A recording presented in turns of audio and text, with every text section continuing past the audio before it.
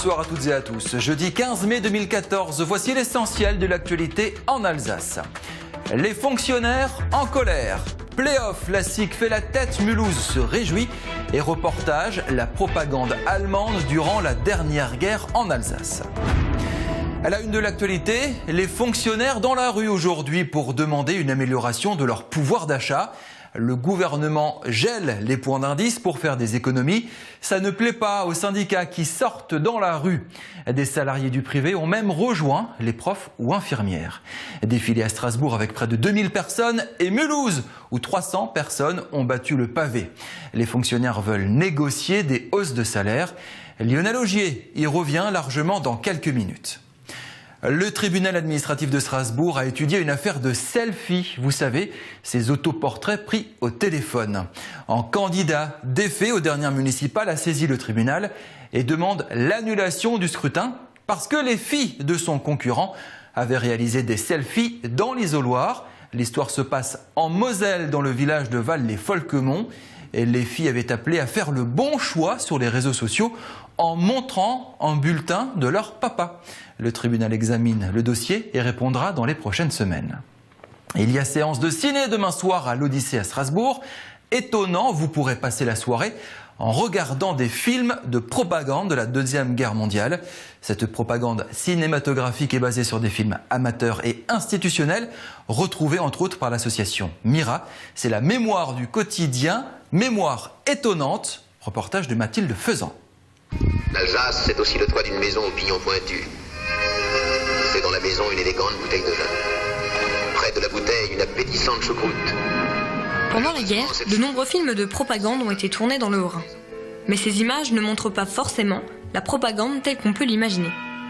Des films d'entreprise surprenants, des publicités esthétiques, des images amateurs, c'est un angle plus large de la propagande qui a été projeté lors de l'événement Interreg de Rhin Film, projection sur le Rhin. Dans le cadre du projet, notre idée c'était de décliner un peu la notion de cette propagation de quelque chose. Ce sont plein de films qui témoignent de moments qui sont par leur côté éphémères, très proches des moments vécus et donc qui donnent une espèce de contre-champ, une espèce d'image autre de ce qu'a pu être un pays, une région, une profession, un bout de vie de ces époques-là. Une vingtaine d'archives de l'époque, dont certaines retrouvées par l'association Mira, Mémoire des images réanimées d'Alsace. Abandonnées dans des brocantes, oubliées dans des greniers ou délaissées dans des entreprises, de nombreuses images inédites sont récupérées par l'association pour sauvegarder le quotidien de l'Alsace d'autrefois. Nous, on veut réanimer des films qui sont quelque part sur des étagères dont tout le monde ignore l'existence et nous on veut les donner à voir, les confronter, faire réfléchir dessus. Moi la première fois qu'on m'a appelé en me disant j'ai des films sur l'Alsace pendant la guerre, ça vous intéresse? J'ai dit oui. Mais moi dans ma tête c'était du rationnement, c'était des bombardements, c'était de l'exode, et qu'est-ce que j'ai eu? J'ai eu la pêche à la grenouille, les balades à vélo, les baignades au Baggersee, voilà. Et j'avais tout simplement oublié que les gens vivaient pendant la guerre, quoi. Et que c'est ce quotidien qui peut nous être restitué par des films amateurs. Fragiles, parfois ces images sont jugées dépassées ou inutiles et sont alors jetées. Pour l'association Mira, elle constitue une richesse de la mémoire alsacienne. Ces films inédits, ces films amateurs, c'est une vision de l'Alsace qu'on n'aura pas autrement. Nous sommes toujours à la recherche d'images, que ce soit des images de famille, que ce soit des images d'entreprise, que ce soit des images de clubs sportifs, que ce soit des images, toutes sortes d'images inédites. Les vieux cartons de la cave remplis de bobines et de cassettes sont alors les bienvenus. En attendant, si vous voulez vous plonger dans les mémoires de l'Alsace, une dernière projection est prévue ce vendredi 16 mai au cinéma l'Odyssée de Strasbourg. Basket, la SIG a perdu son match retour des playoffs hier soir. Châlons l'emporte 91-81. Au compteur, les deux équipes sont à une victoire partout. Le match de demain soir au Rhenus sera déterminant pour l'accession en demi-finale. Autre play-off en handball, Mulhouse a remporté son duel face à Istres hier soir en match aller Pro D2. Enjeu en ticket pour la montée en D1. Cette victoire fait du bien au moral des Orinois. S'ils emportent ces playoffs, les joueurs côtoieront Célestat en Division 1. Reportage d'Émilie Jaffrat. 29-23, les Mulhousiens ont pris une belle option dans cette demi-finale de play-off hier en s'imposant face à Istres. Istres, une équipe qui n'était jamais parvenue à battre en phase régulière. À 2 reprises, le MHSA s'était incliné dans la toute dernière minute de match. Mais hier soir, cette rencontre avait une saveur toute particulière. Les Mulhousiens ont réussi à s'imposer avec 6 buts d'écart. On a bien préparé le match tactiquement et je pense qu'on avait une grosse envie. On a été aidé par les supporters qui étaient nombreux et bruyants. Donc ça fait plaisir d'être dans un chaudron comme ça. Et je pense que derrière eux, ils avaient beaucoup de pression aussi en venant ici. Je pense que c'est plus facile de jouer un premier match à domicile. Enfin, je pense, c'est mon avis personnel. Après, d'autres pensent que non, mais voilà, je pense que maintenant on a fait la moitié du boulot. Et je pense qu'il faudra essayer de faire un gros match là-bas. Et si on fait 50 minutes vraiment bien, je pense qu'on passera. La première période est très accrochée, les deux équipes sont au coude à coude et les égalités pleuvent. Mulhouse passe en tête à la 21e grâce à un doublé de Fessler et Guiri aggrave l'écart. Il est l'auteur de 7 buts durant cette première période, 15-12 à la mi-temps. C'est une équipe qui joue bien au handball, mais au début on a été accrochés. Ils jouent bien au handball et ils sont pas là pour rien, ils sont deuxième, ils ont bien joué. Bon, aujourd'hui on a été un peu meilleur défensivement et notre gardien a été très bon, il a été à la hauteur de l'événement. Les fans des grands jours en effet et qui permettent à Mulhouse de conserver et même d'aggraver son avance sur Istres.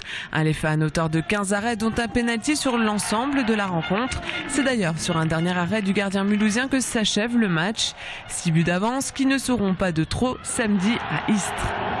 C'est sûr qu'à Istres ça va être un traquenard puisque Istres va jeter ses dernières forces dans la bataille. Donc même si on a 6 buts d'avance, je crois qu'il ne faudra pas se reposer là-dessus. Et on sait qu'ils vont avoir une défense rugueuse, voire limite je pense. Donc on va espérer que les arbitres nous protègent. Et après c'est à nous d'avoir la même envie, même motivation. Et si on arrive à avoir une défense aussi performante, je crois que on tiendra le bon bout. Le MHSA n'est désormais plus qu'à un match de la finale. Reste à mettre le rouleau compresseur en marche samedi à Istres.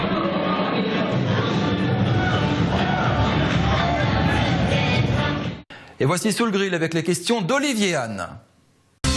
La marque Alsace et son partenaire, la région Alsace, présentent Sous le Grill. Philippe Bise, bonjour. Bonjour. Alors vous faites partie de la mission parlementaire qui a recommandé hier le maintien de l'écotaxe poids lourd avec quelques petits aménagements. Or la ministre Ségolène Royal plaide elle pour une remise à plat totale. Qui va trancher et surtout dans quel sens selon vous? Alors, pour répondre à la fin de votre question, le sens pour l'instant on l'ignore. C'est le gouvernement qui va trancher. Il va y avoir un arbitrage probablement du Premier ministre Manuel Valls. Nous, notre mission avait vocation à proposer des aménagements à l'écotaxe. Donc c'est le travail que nous avons fait. Nous avons procédé à un certain nombre d'auditions de tous les partenaires, de tous les acteurs de ce dossier. Et hier, le président de la mission, M. Chandeguet, a fait part de nos propositions en effet.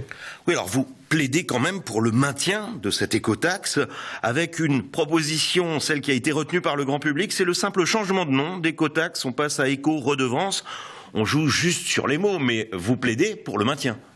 Oui, je crois que c'est plutôt le terme taxe qu'on a essayé de gommer. Moi, personnellement, j'étais plutôt pour laisser le terme de taxe, parce qu'après tout, ça en est une, mais de le ramener à son objet initial, à savoir faire payer ceux qui polluent le plus, à savoir les poids lourds, et on aurait pu l'appeler la pollutaxe. Mais en même temps, ce ne sont que des propositions.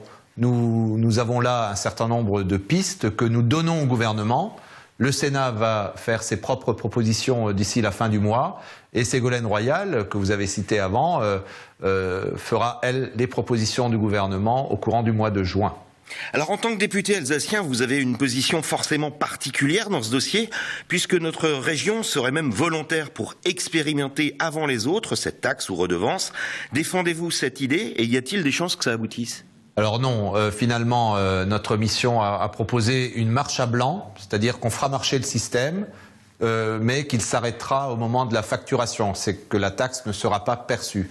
Pourquoi? Un, pour vérifier que techniquement tout cela fonctionne, et deux, pour permettre aux entreprises de constater que finalement cette pollutaxe ou cette éco-redevance poids lourd n'est pas si pénalisante que ça. Donc c'est la proposition que nous avons faite. Pour ce qui concerne l'Alsace, nous avons effectivement une situation particulière puisque nous sommes frontaliers de l'Allemagne, que l'Allemagne a mis en place ce qu'on appelle la PKW Maut il y a maintenant quelques années, qui est une écotaxe à l'allemande, et ce qui a provoqué le report de la circulation des poids lourds en Alsace sur un circuit qui est, lui, gratuit. Nous avons aujourd'hui 2 routes, une en Allemagne, une en France, qui mènent au même endroit. L'une est payante en Allemagne, l'une est gratuite en France, et donc il y a aujourd'hui 2000 camions qui empruntent plutôt la voie gratuite. L'écotaxe permettra de remédier à cette situation. Il y a une sorte de consensus en Alsace sur ce dossier. Vous avez vous-même été assez virulent et concluez même votre communiqué par « L'Alsace l'attend depuis trop longtemps ». Vous ne vous sentez pas tenu à une certaine solidarité avec le gouvernement socialiste? Oui, bien sûr, évidemment, mais je ne visais pas là particulièrement le gouvernement actuel. Vous savez, cette écotaxe a été mise en place il y a maintenant quelques années. Ceux qui ont gouverné avant ont été incapables de la mettre en place concrètement. Il nous revient à nous de gérer ce dossier pour le moins difficile, compte tenu de ce qui s'est passé en Bretagne. Je suis un député strasbourgeois, un député alsacien, mais aussi un député de la République, et la République, elle est une et indivisible. C'est un petit message que j'adresse à mes collègues bretons, même s'ils ne doivent pas regarder Alsace 20. Philippe Bis, merci. Merci. La marque Alsace et son partenaire, la région Alsace, vous ont présenté Sous le grill. La météo régionale vous est présentée par Wassila Moussaoui. La météo avec le groupe Stylet qui depuis plus de 45 ans souffle le chaud et le froid pour votre confort.